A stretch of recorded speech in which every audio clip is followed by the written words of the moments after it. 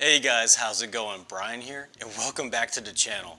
Today we're going to be talking about live rock and ways that you can cure dry rock and how I'm going to do it. Also, how do you personally cycle your dry rock? Let me know. That's how she cycles her rock.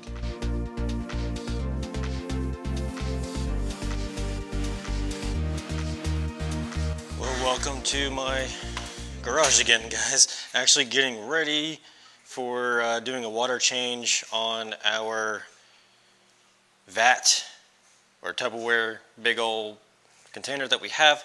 So I have already lined up here some bacteria products. So when you are curing dry rock especially, you want to have good bacteria. So my thought process behind all of this is having a wide diversity, a big biodiversity of bacteria on the rock. I think that's huge and important. So I have lined up some bacteria products that I've already been using in here for this rock. Dr. Tim's Eco Balance, which is a good probiotic bacteria, multiple strains in there. Polyp Lab Genesis. I don't really know what strains are in there, but it has dormant bacteria, and it's actually pretty effective reducing nitrates and phosphates pretty fast, along with it's been helping with some cyano. I recently just got this live rock enhance in from Reef. So far it works really well. It's just when you use it in the tank, it clouds it up. It seems to be pretty good bacteria because once it clears up, the tank is actually really nice and clear. Miracle Mud, well, don't know for sure if there's going to be maybe dormant bacteria in this. I was looking for the Aquaforest, the Bio Mud, which actually comes wet, which does have bacteria in there. So I feel like this should as well. But if anything, it's going to be adding some nice minerals, elements, essential elements, things like that to the rock as well. Hey, it can't hurt, right?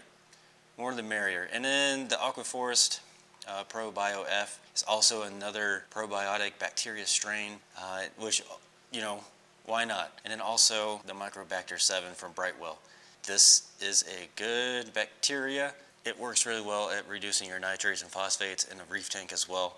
So why not have that cultured on our rock as well? More the merrier. That's just my philosophy, doing, more the merrier, the bacteria strains, because if you just do, one strain, sure, that could be all you need, but every tank is different. It has its own biofilm, and one bacteria strain will become dominant over the other ones, but you don't know which one is going to take hold in your tank. So that's why I do multiple different strains, because even, say, Dr. Tim's is a probiotic and then Aquaforest is also a probiotic.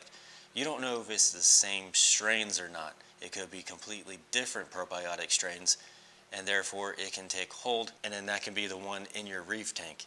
Because your bacteria makes or breaks your reef tank, if you believe it or not. Because they are, even though you can't see them, they're working hard in your tank, keeping your nutrients stable, keeping dinos away, keeping cyano away. You want balance in your reef tank, and I feel like this is the way to go. Alright guys, now that I've talked to you about the bacteria, now that you have a good strain, you're setting your rock up for success, good strains of bacteria, you have to feed them. You have to feed them really well, and the way that I think about it is you want to get this rock as nasty and gross as possible. So this is what I've been feeding my bacteria in rock. I've been throwing in reef chili, coral food, and along with this Polyp Lab Reefroids, mysis shrimp, mysis, carnivore cuisine, emerald entree. I've been throwing all kinds of frozen food in here. I've been throwing all kinds of coral food in here. Nastier, the better is what I think, because you're getting your bacteria ready to rock and roll as soon as you put that rock in the tank, and they're going to know exactly what to do. You're basically prepping your bacteria for the real thing so that your tank will thrive from day one, and you will have less of an ugly outbreak.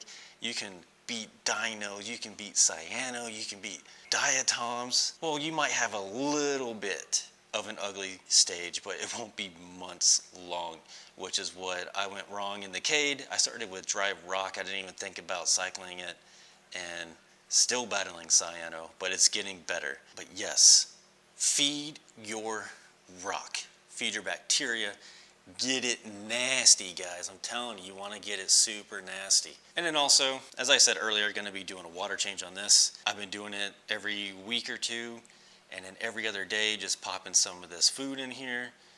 Adds a little bit more bacteria. Ready to rock and roll. Going to keep doing this for a little while. I plan to throw some of this rock into the Cade sump, and that will replace the bright roll brick that we have in there. I'm finding it starting to deteriorate, and there's particles going all over in the sump, and I'm not too happy about that. So the white rock, once it's done curing and getting super full of life and bacteria, I'm going to swap out the brick for this rock. So most of it's like shelf rock, so what I'm going to do, I think, is crush it up just a bit, not like too fine or anything, and I think I might put it in large hold media bags. That way water can still flow through it, pods can still get in there and do their thing, reproduce. Will allow good water flow through the media bag, so then the bacteria can still get nutrients, they can still eat, they can get the flow they need.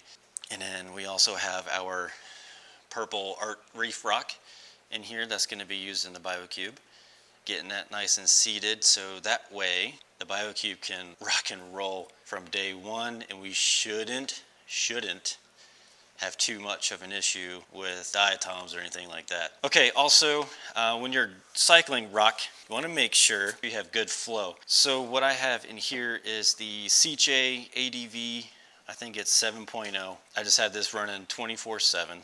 And as you can see, really good flow. I have it hitting the art reef rock as well. That way it creates surface agitation, and that allows for the gas exchange going on in there too. Speaking of gas, you want to make sure that you have really good amounts of oxygen, because bacteria love oxygen and they will reproduce faster when there's a lot more oxygen in the water. So what a lot of people will do is put a skimmer in here and just let it run. Take the collection cup off the top and then just let it overflow. That way it's still aerating the water, and everything's going back into the vat, so that nothing is being taken out, such as the bacteria or anything, or the nutrients that they want to eat and thrive on. Also, what you can do, if you don't want to do a skimmer, you can do a air stone on an air pump and everything, and have it in here 24/7 doing its thing. I think I might do that here shortly, but this, I have it set up to where, like I said, surface agitation for gas exchange.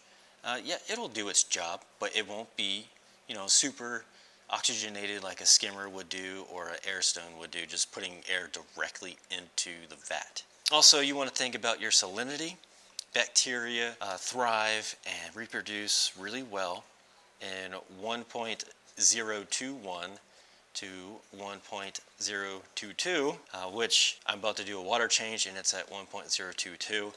To bring the salinity down, it's a little bit too high for me. It's like 1.025. I just want to bring it down so then the bacteria can have optimal growth in our rock. Also, when you're curing this live rock or dry rock, it's about to be live, you want to keep the lid on it. You want to keep no light on there, because while it's doing its thing, I don't know if you've had tanks in the past or you've seen tanks in the past.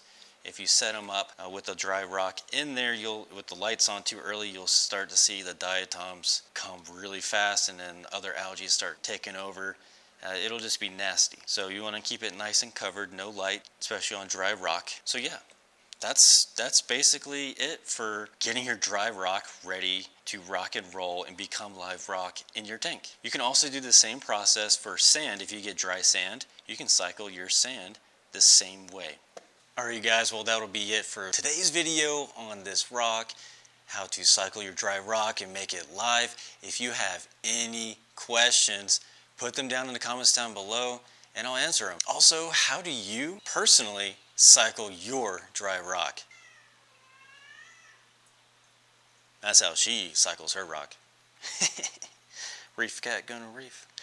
Anyway, guys, that'll be it. Thank you so much for stopping by. And if you're new, think about sticking around and subscribing and following our BioCube 32 gallon Beginner's Reef series. Remember, guys, just reef.